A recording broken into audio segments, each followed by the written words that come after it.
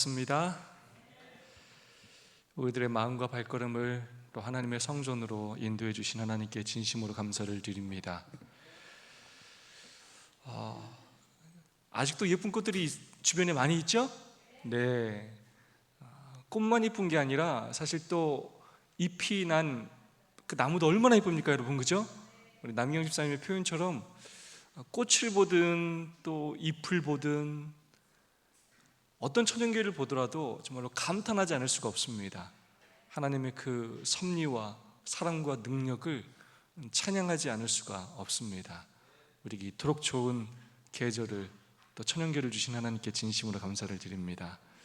사실 무엇보다 우리가 감탄하고 감격해야 하는 건 오늘 우리가 살아있다는 것입니다. 우리가 살아있게 이 모든 것을 느끼며 사는 것입니다. 우리가 오늘 살아있는 것이 우연이 아니고 나의 능력에 의한 것이 아니고 하나님께서 오늘도 우리에게 심장을 뛰게 하시고 또 이 뇌의 혈관들이 정말 아무 문제 없이 잘 돌아가게 하시고 올바로 생각하고 또 판단하고 그래요 우리로 하여금 또 이 성전을 찾게 하신 하나님의 놀라운 은혜와 섭리로 우리가 살아감을 하나님께 감사하는 우리 모두가 되기를 간절히 소망합니다. 옆 사람과 사랑과 소망을 담아서 뜨겁게 인사하고 시작할까요? 하늘까지 함께 갑시다. 서로 인사해 주시면 감사하겠습니다.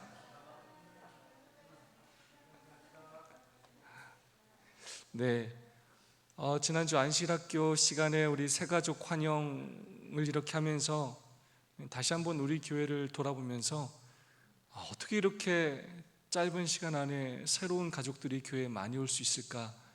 정말 하나님께서 우리 교회에 너무나 큰 축복을 주셨다라는 생각을 하게 되었고 우리가 매번마다 빠뜨리지 않고 하는 기도, 새로운 일꾼과 준비된 영혼을 달라는 그 기도에 하나님께서 아주 놀라운 방법으로 응답해 주심을 믿게 되었습니다. 여러분 그렇지 않습니까?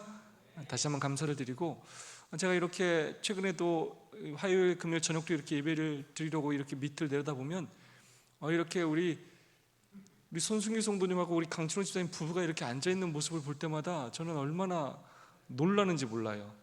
어떻게 이분들이 여기 와서 이렇게 앉아있을까? 우리 유종만 성도님이 앉아 계신 것, 우리 정지혁 성도님이 앉아 계신 것, 이분들이 이렇게 아주 듬직한 교회에 아주 중심축이 되어서 활동하시는 모습들을 볼 때 정말로 하나님의 은혜에 감사하지 않을 수가 없습니다. 더욱더 많은 영혼들이 또 교회를 찾고 이 교회를 통하여 믿음을 갖고 하늘에 대한 소망으로 서로 우리 한 가족이 되어 살아갈 수 있기를 진심으로 소망합니다. 생애빛을 함께 묵상하고 있습니다. 제 3장 참 오래 하죠?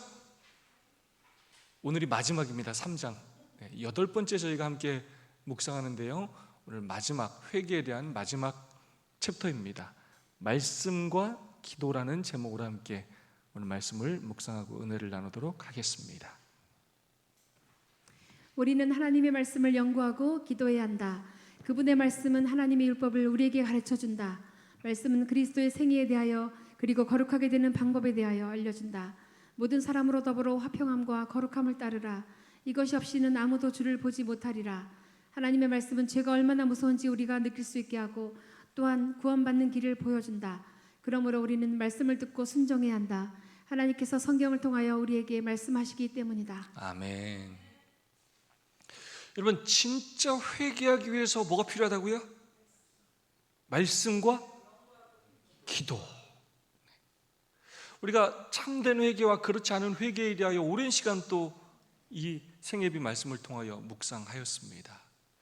바로가 했던 회개, 발람이 했던 회개, 그건 뭐였어요? 후회였어요. 후회. 결과에 대한 후회였어요. 두려움에서 나오는 후회였어요. 말씀과 기도를, 말씀을 연구하고 기도하지 않으면 우리도 후회하는 삶을 살기가 쉬워요. 내가 잘못된 삶을 살아서 나에게 이르러 온 그런 죄의 문제들로 인하여 후회를 할 수는 있어도 참된 회개를 하기는 어렵다는 것입니다. 우리는 하나님의 말씀을 연구하고 우리는 반드시 기도해야 합니다. 왜냐? 하나님의 말씀이, 하나님의 율법을 우리에게 가르쳐주기 때문입니다. 자, 무슨 말이냐? 여러분, 율법의 역할 세 가지가 있습니다. 뭔지 아시고 계십니까? 기억나십니까? 율법의 역할 세 가지? 오늘 꼭 기억하시면 좋겠어요. 첫 번째, 거울의 역할이에요. 거울. 뭐라고요? 거울. 거울은 어떤 역할을 하죠? 내 모습을 비춰줘요. 그래서 우리는 율법을 통해서만 누구를 알게 된다고요? 나를 알게 돼. 사실은 율법은 더 첫 번째로 누구를 보여주냐면 누구를 보여줄 거예요? 하나님을 보여줘요. 율법은 하나님의 품성의 사본이에요. 하나님이 어떤 분이신지를 깨닫게 돼요. 우리 지난주 설교의 내용처럼 이사야가 하나님의 보좌를 통해서 누구를 보았을 때? 하나님의 품성을 보았을 때, 하나님이 얼마나 사랑이 많으신 분이에요. 사랑이 많으신 분이 악한 분이 아니고 또 그 능력 있는, 정말로 당신의 백성을 자기 목숨을 버리기까지 사랑하시는 그 놀라운 은혜의 하나님이라는 것을 그가 보게 되었다는 거예요. 하나님의 사랑과 하나님의 능력을 보았을 때 이사야의 삶이 완전히 달라지게 되었습니다. 그러므로 우리가 하나님의 이 율법을 봐야만 마치 이사야가 화로 내가 망하게 되었다고, 내가 죽게 생겼다고 얘기할 수 있게 되었던 건, 하나님을 보니까 그분의 의로움 때문에 내가 잘나고 내가 남들보다 잘하는 줄 알았는데, 나는 믿음이 좋은 줄 알고 나는 아주 엘리트인 줄 알았는데, 하나님을 보니까 완전 나는 뭐예요? 완전 망하게 생긴, 죽을 수밖에 없는 죄인이라는 걸 깨닫게 돼요. 그래서 하나님의 말씀은, 하나님의 율법은 우리에게 가르쳐줘요. 뭘 가르쳐주냐? 우리가 얼마나 죄인인지를 가르쳐줘요. 우리가 그냥 우리 주변에 있는 우리의 성들과 이웃들과 믿지 않는 사람들과 우리가 비교하는 것이 아니라 유일한 우리의 비교 대상이 예수 그리스도이심을 깨닫게 되고, 그래서 우리의 생애가 얼마나 죄된 생애인지를 깨닫게 되고, 그래서 우리의 모범은 예수 그리스도밖에 없다는 것을 깨닫게 되고, 그분의 그 거룩한 삶을 통하여 우리가 어떻게 살아야 할지, 어떻게 거룩하게 되는지 우리가 배우게 된다는 것입니다. 그렇게 하면서 우리는 성경을 통해서 죄가 얼마나 무서운지를 깨닫게 되고, 그 죄가 결국 이 성경 말씀을 묵상할 때 예수 그리스도를 죽게 했다는 것, 이 지구에 죄를 가져오게 하고 우리로 죽음과 고통과 이별 가운데 살게 한다는 것을 깨닫게 되고, 우리 또한 죄를 미워하게 되고, 그 죄 없는 영원한 삶을 살기 위해 우리에게 얼마나 예수 그리스도가 필요한지를 깨닫게 된다는 것입니다. 하나님께서 성경을 통하여 우리에게 말씀하시기 때문이다. 자, 여러분, 굉장히 중요한 표현이에요. 하나님은 계시하시는 하나님이세요. 하나님은 자신을 드러내시는 하나님이십니다. 일반 계시로 천연계, 역사, 양심, 또 부모님, 이런 일반 계시들을 통하여 하나님께서 자신을 희미하게 보여주시기도 하시지만, 하나님께서 가장 직접적으로 자신을 보여주시는 방법이 바로 특별 계시인 예수 그리스도와 또 그 다음이 바로 성경이에요. 성경과 예언의 통하여 우리는 예수 그리스도를, 하나님을 똑바로 알 수가 있어요. 그래서 우리가 이 성경을 연구해야만 여전히 살아계셔서 우리에게 말씀하시는 그 하나님을 직접 만날 수가 있게 되고, 그분을 그렇게 우리가 말씀으로 대면하게 될 때 우리가 죄인임을 결국 깨닫게 된다는 거예요. 그분의 그 가르침들이 얼마나 무화적이고 이타적이고 사랑이 가득하고 은혜가 넘치는지를 깨닫게 되면서 우리는 얼마나 이기적인 삶을 살고 자기중심적인 삶을 사는지를, 얼마나 나의 유익과 쾌락을 위해서만 사는지를, 그런 걸로 섭섭해하고 아쉬워하고 불평하고 불만하는 내 모습들을 그제서야 깨닫게 된다는 거예요. 그래서 하나님의 이 말씀을 보지 않고 영적으로 하나님과 기도로 교통하지 않으면 그냥 내 생각의 틀에 갇혀서 나의 경험과 그냥 또 나의 생각으로 그렇게 하나님 없이 회개하지 않은 채 얼마든지 우리가 신앙생활을 할 수 있게 된다는 것입니다. 자, 율법의 첫 번째 역할이 뭐라고요? 거울. 두 번째는 나침반.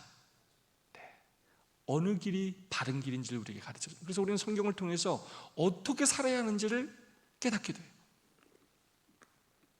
나 외에 다른 신을 내게 있게 말지니라.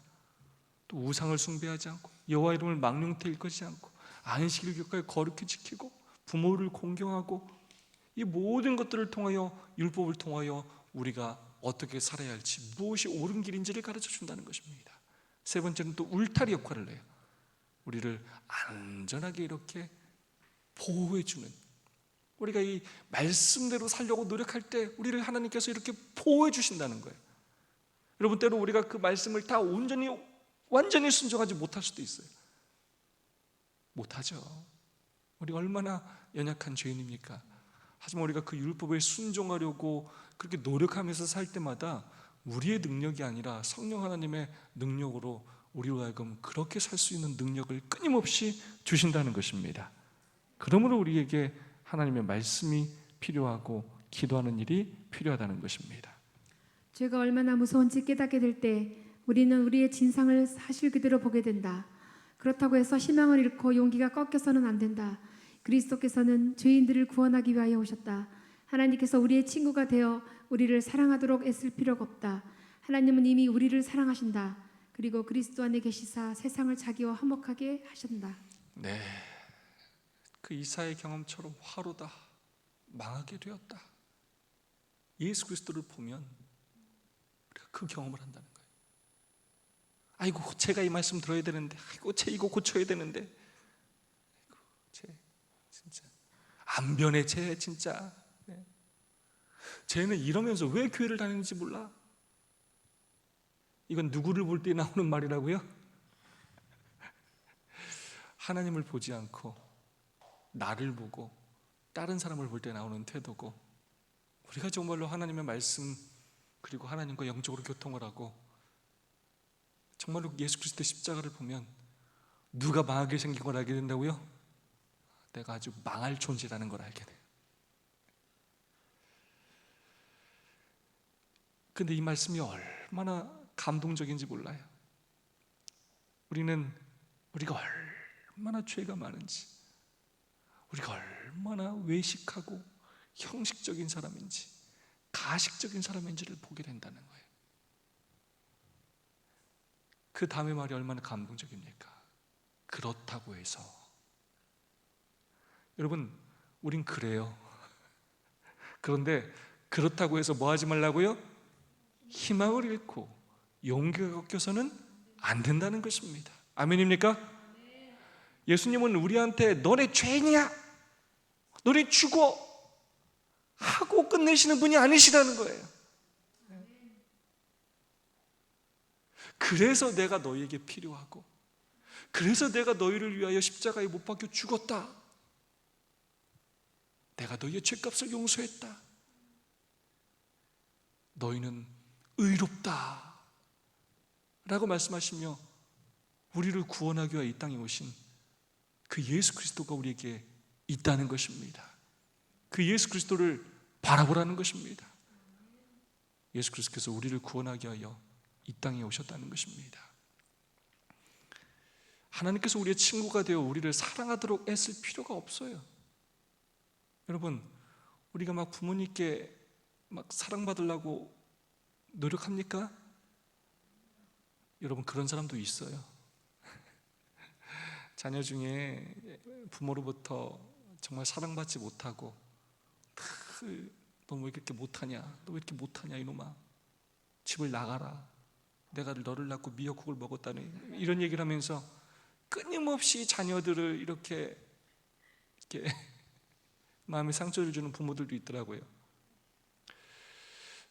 이제 그런 결핍 가운데 자란 자녀들은 어떤 생각을 갖냐면, 부모에게 좀 인정받기 위해서, 사랑받기 위해서 몸부림치는 자녀들도 많이 있어요.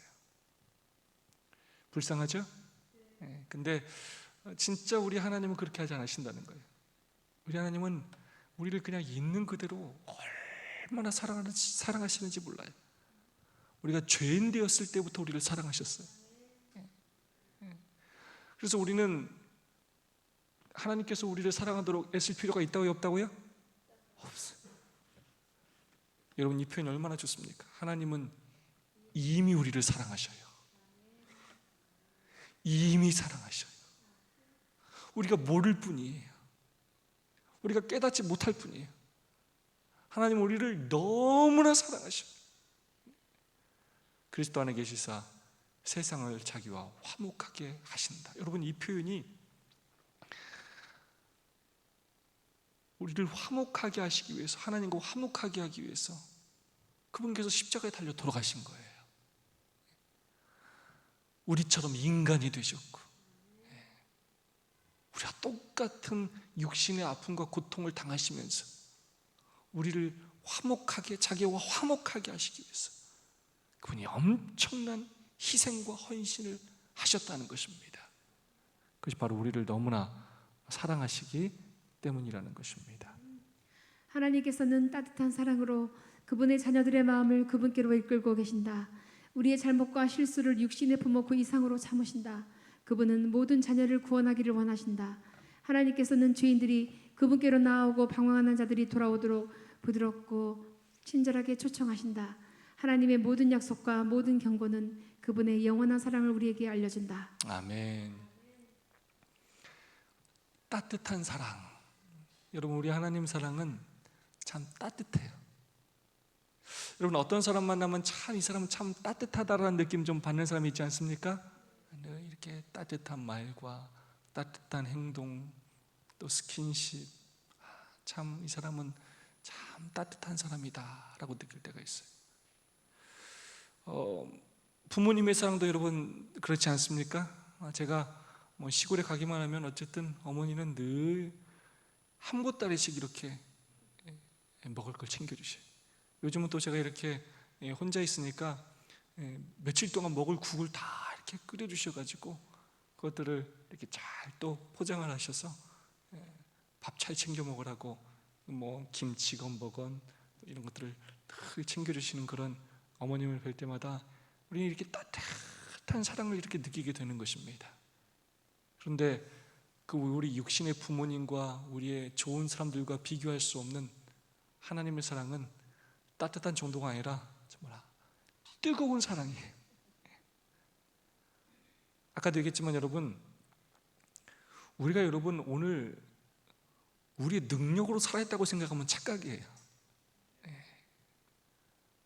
정말 하나님께서 우리를 한순간이라도 돌봐주시지 않으면 우리가 사고당하고 병드는 건 순식간이에요. 그 뇌출혈 같은 거 정말 순식간이고, 교통사고,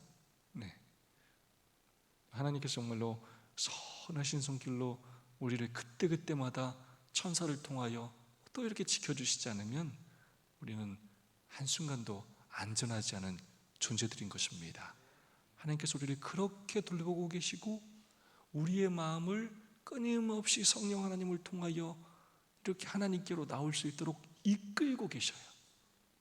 그래서 오늘 여러분이 이렇게 이곳에 오신 거 참 대단한 일입니다. 피곤하고 지친 가운데 이 시간에 이렇게 교회로 발걸음을 향하는 것 아주 훌륭한 선택이고 정말로 하나님께 축복받을 일입니다. 근데 이 일이도 하나님께서 여러분을 뭐 하셨다고요? 그 마음과 발걸음을 인도하신다는 거예요. 지금 이거 뭐 하는 거냐면 우리가 한 일간은 연습하는 거예요.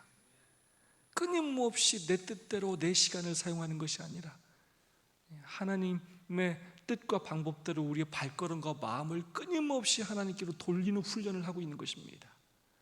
이 시간이 아깝거나 쓸데없다고 느끼지 않고 이 시간을 귀히 여기며 차가 막히고 때로 밥도 못 먹고 그럼에도 불구하고 우리의 발걸음을 끊임없이 교회로 향하는 이런 훈련은 우리로 하여금 더 하늘을 사모하게 하고 더 하늘에 가고 싶어하는 그런 갈망들을 더욱더 크게 만드는 하나의 훈련이 될 수 있다는 것입니다.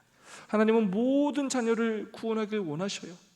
그래서 그분은 우리의 잘못과 실수를 육신의 부모하고 비교할 수 없는 그 이상으로 참으셔요.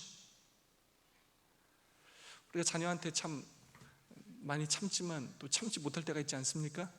참지 못해서 손이 올라가고 소리를 지르고 저도 막 이성을 잃은 게 한두 번이 아닌 것 같아요. 근데 막 그게 또 내 마음대로 됩니까? 안 됩니까? 좀 안 될 때가 있어요, 정말. 근데 여러분, 하나님께서 만약에 그런 식으로 만약에 우리를 대하셨다면 우리 벌써 다 죽었어요. 다 죽었어요, 우리는. 몇 년 못 살고 다 죽었을 거예요. 오늘 우리가 살아있는 것, 하나님의 은혜와 자비하심 때문입니다. 하나님이 얼마나 참으시는지 몰라요. 얼마나 인내하시며 우리가 마음을 돌이키고 하나님께 돌아오기를 원하시는지 몰라요. 여러분, 이번 주 선지자왕 너무나 가슴 아프지 않습니까? 하나님께서 얼마나 참고 기다리시는지 하나님의 은혜를 볼 수 있는 그런 챕터입니다.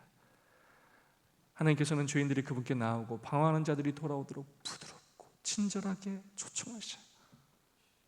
화내지 않으시고 은혜로서 친절하게 부드럽게 초청하신다는 것입니다. 하나님의 모든 약속과 모든 경고, 여러분 이거 하면 혹시 뭐 생각나는 거 있습니까? 요즘 우리가 배우는 교과, 새 천사의 기별, 그게 하나님의 약속이에요. 약속. 그리고 마지막 시대의 경고의 경고. 근데 이 모든 약속과 경고는 우리에게 겁주려고 하는 게 아니라 우리를 구원하기 위하여 하나님의 호소와 사랑이 담긴 그러한 내용이라는 것입니다.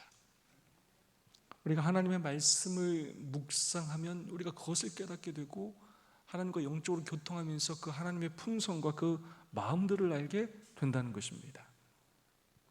사탄이 우리에게 와서 우리가 큰 죄인이라고 말할 때가 있을 것이다. 그러나 우리는 우리의 구속주를 바라보고 그분의 권능과 선하심에 대하여 말해야 한다. 우리가 주님을 바라보면 그분께서 도와주신다. 우리는 사탄에게 이렇게 말해야 한다. 우리가 범죄한 사실을 우리도 알지만 그리스도 예수께서 죄인을 구원하시려고 세상에 임하셨다. 그분의 완전한 사랑으로 구원을 받는 것이다. 아멘.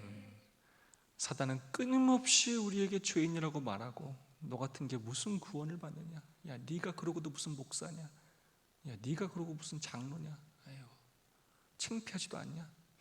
나 같으면 아유, 너 그렇게 이중적이어가지고 야, 교회 다니지 마. 끊임없이 우리에게 우리의 죄책감으로 인하여 우리가 넘어지고 예수 그리스도를 떠나가도록 끊임없이 우리에게 이야기할 거예요. 그러나 그때 우리는 구속주를 바라봐야 한다는 것입니다. 이사야가 하나님의 보좌를 통하여 봤던 하나님의 그 사랑과 하나님의 권능을 깨달아야 한다는 것입니다. 그리고 그것을 사단에게 말해야 한다는 것입니다. 그리스도 예수께서 나를 구원하시려고 이 땅에 오셨다 라고 말할 수 있어야 한다는 것입니다. 우리는 큰 죄인으로 살아왔다. 그러나 그리스도께서 돌아가심으로 용서받을 수 있게 되었다. 값으로 헤아릴 수 없는 그분의 희생은 우리 죄를 사하기에 넉넉하다. 가장 많이 용서를 받은 자들이 그분을 가장 사랑할 것이다. 그들은 하늘에서 그분 곁에 가장 가까이 있고 살 것이다. 그리고 그분의 위대한 사랑과 무한한 희생에 대하여 그분을 찬양할 것이다. 아멘. 여러분, 우리 죄가 많습니까? 우리 죄가 큽니까? 우리가 더 예수님을 닮아가면 닮아갈수록 사실 우리는 우리의 죄가 너무나 크다는 걸 느끼게 될 거예요. 그런데 우리가 감사해야 할 내용이 있어요. 우리의 죄가 아무리 크더라도 그분의 희생의 크기와는 비교할 수가 없어요. 그분의 희생과 사랑은 너무 크기 때문에 우리의 죄는 그렇게 크다 할지라도 온 우주의 먼지밖에 안 될 거예요. 그만큼 예수님의 희생이 뭐하다고요? 너무 커요. 왜냐? 그분은 하나님이셔요. 하나님이신 그분이 육신을 입으시고 이 땅에 오셔서 사셨고 십자가에 달려 돌아가신 거예요. 그건 온 우주 거민이 영혼이라는 시간을 연구하고 연구해도 도저히 납득할 수 없을 만한 놀라운 희생이에요. 그래서 그분의 희생은 우리 죄를 사하기에 뭐하다고요? 넉넉해요. 비교할 수가 없어요. 그래서 가장 많이 용서를 받은 자들이 더 그분을 사랑하게 될 거예요. 여러분, 정말로 이 막달라 마리아가 예수님을 정말 사랑하지 않았습니까? 자기 오라비의 일로, 또 일곱 귀신 그 일로 예수님을 정말로 그가 사랑했어요. 용서를 많이 받을수록, 그 은혜와 사랑을 많이 경험할수록 더 예수님께 가까이 나아가게 되고, 더 헌신하고 더 순종하는 삶을 살게 되고, 자기의 소중한 것을 드리면서도 전혀 아깝지 않다는 그런 마음가짐을 가지며 살게 된다는 것입니다. 그리고 저는 이 표현이 너무 좋아요. 이 두 가지 표현, 위대한 사랑. 여러분, 하나님의 사랑은 뭐하다고요? 이 표현이 굉장히 중요해요. 이 형용사가 위대해요. 위대해. 큰 정도가 아니라 위대해요. 그리고 하나님의 희생을, 예수님의 희생을 뭐라고 표현하냐? 무한한 희생. 그 희생이 끝이 있다고 없다고요? 이건 셀 수가 없어. 측량할 수가 없어. 영혼이라는 시간을 묵상하고 배워도 다 깨닫지 못할 정도로 끝이 없어. 그것 때문에 우리는 한나라에 가도 아까 우리 집사님 표현처럼 와, 매일마다 하는 일이 뭐냐면 감탄하게 돼. 이 하나님의 만드신 온 우주의 이것들을 보면서 정말 감탄하게 되고, 그 속에 담긴 하나님의 그 사랑과 그 능력의 하나님이신 예수 그리스도께서 이 땅에 오셔서 우리를 위하여 희생하셨다는 이 사실을 매번 묵상하면서 우리는 와 하고 이렇게 감탄하게 된다는 거예요. 그러면서 우리는 그분을 아주 그냥 자연스럽게 찬양하게 돼요. 여러분, 우리가 굉장히 좋은 경치를 보면 정말로 와 하고 그냥 좋아하지 않습니까? 누가 뭐 시켜서 하는 게 아니에요. 그냥 와, 저 푸른 하늘을 볼 때, 넓은 바다를 볼 때, 아주 큰 나무를 볼 때, 예쁜 꽃을 볼 때, 아주 물고기, 새. 그런데 하늘이라는 곳은 그것이 잠시도 우리 시야를 뗄 수 없을 정도의 아주 황홀한 그런 천연기가 끊임없이 펼쳐지고, 우린 그것들의 신비를 하나씩 끊임없이 알아가게 되는데, 그때마다 우리는 감탄하지 않을 수가, 하나님을 찬양하지 않을 수가 없게 될 것입니다. 우리는 하나님의 사랑을 충분히 깨달을 때 죄가 얼마나 무서운지 가장 분명히 알게 된다. 그분께서 우리를 붙들고 구원하기 위하여 얼마나 멀리까지 손을 뻗으셨는지 깨달을 때 우리의 마음은 부드럽게 된다. 예수의 희생에 대하여 조금이라도 이해하게 되면 그제서야 진정으로 우리는 죄에 대하여 슬퍼하게 되고, 우리의 마음은 그분에 대한 사랑으로 가득하게 된다. 왜 엘렌 지 화이트 선지자가 예수 그리스도의 그 십자가에 대하여 마지막 그런 사건들에 대하여 하루에 1시간씩이라도 이렇게 묵상하라고 이렇게 말씀하셨냐면, 우리는 사실 예수님의 희생에 대하여 너무 이해하지 못하고 있어요. 예수님의 희생을 우리가 조금이라도 이해하게 되면 우리는 사실 이렇게 이기적으로 살기가 어려워요. 조금이라도 이해하게 되면 우리는 우리가 짓는 죄에 대하여 정말로 슬퍼하게 되고, 진짜 우리 마음은 그분에 대한 사랑으로 막 가득 차서 우리가 어찌할꼬, 하나님 우리가 어떻게 살아야 합니까? 끊임없이 탄원하게 되고 눈물 흘리게 되고 희생하고 헌신하는 삶을 살게 된다는 것입니다. 하나님의 사랑을 충분히 깨달을 때, 여러분, 우리가 하나님의 사랑을 충분히 깨달을 수 있을까 이런 생각이 들어요. 정말 이 충분하다는 표현은 우리한테 너무나 과분한 표현이에요. 하지만 조금이라도 더 매일매일 날마다 깊이 깨닫기를 소망합니다. 저는 이 찬양을 참 좋아합니다. 더욱 섬길수록 더욱 귀한 주님. 그래서 그 사랑을 조금씩 더 알아가서 더 하나님이 귀해지고 더 하나님을 섬기는 게 더 나의 삶의 행복이 되는 우리의 삶이 되었으면 좋겠습니다. 그분께서 우리를 붙들고 구원하시기 위하여 얼마나 멀리까지 손을 뻗치셨는지 이걸 깨달으면 우리의 마음은 부드럽게 된다는 거예요. 여러분, 이 저 하늘 보호자와 이 지구와의 거리가 여러분 얼마나 되는지, 우리가 마침내 이제 재림의 날 구원받고 하늘로 끌어올림을 당해서 이제 저 하늘을 여행하게 될 때 우리는 굉장히 빠른 속도로 가게 되겠지만 얼마나 먼 거리인지를, 이것은 단순히 이 물리적인 거리를 말하는 것뿐만 아니라 가장 높으신 하나님께서 가장 낮은 죄된 세상인 이곳에 오셨다는 것이, 우린 이게 지금 이해가 안 되지만 우주에 가서, 하늘에 가서 온 우주가 얼마나 광대하고 거기에 얼마나 많은 우주거민들이 살고 있는지를 깨닫게 될 때에야, 야, 하나님께서 정말로 이렇게 멀리까지 오셨구나 하는 걸 깨닫게 된다는 거예요.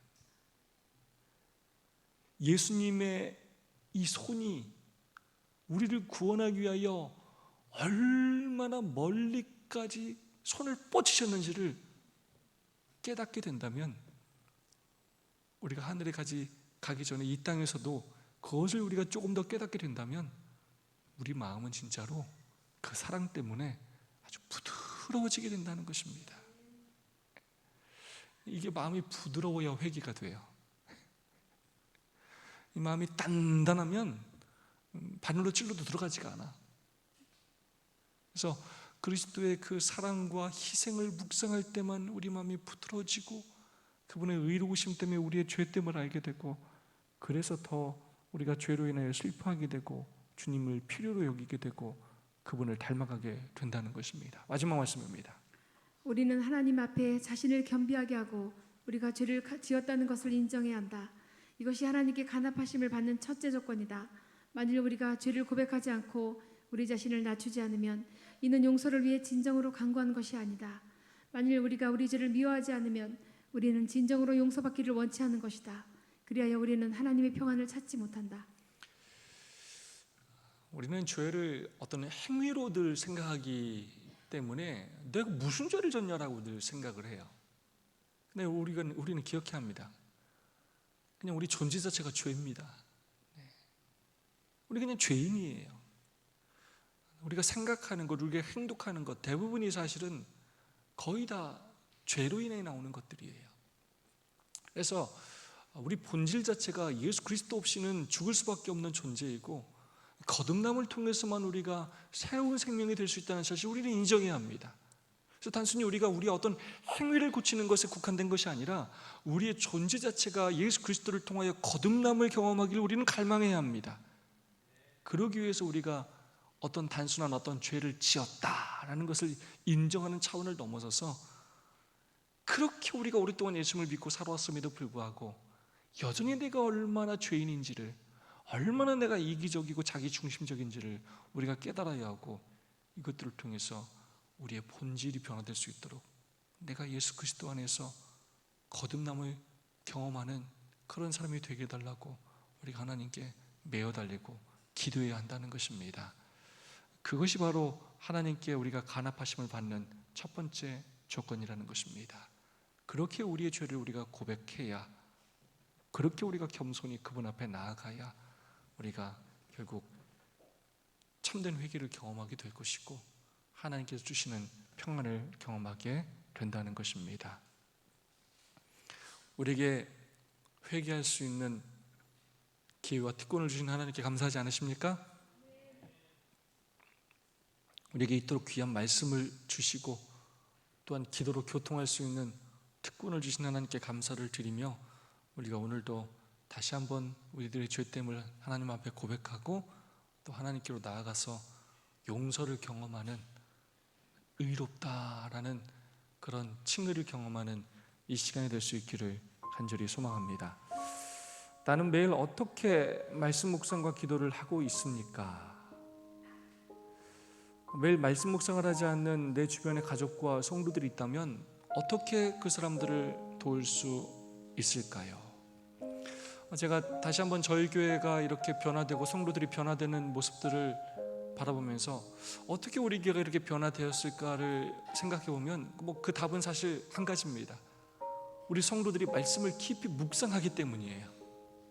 말씀을 묵상하고 그 말씀을 나의 삶에 적용하려고 노력했기 때문이라고 저는 확신합니다. 오늘 다시 한번 내가 어떻게 말씀을 묵상하고 기도하고 있는지 내 자신을 돌아보고 또 그렇게 하지 못하는 사람이 있다면 내가 어떻게 도와줄 수 있을지 또 한번 결심하고 또 실천에 옮길 수 있는 그런 시간이 되기를 소망합니다. 두 분, 세 분씩 짝을 지어서 받은 은혜와 결심을 함께 나눠주시면 감사하겠습니다.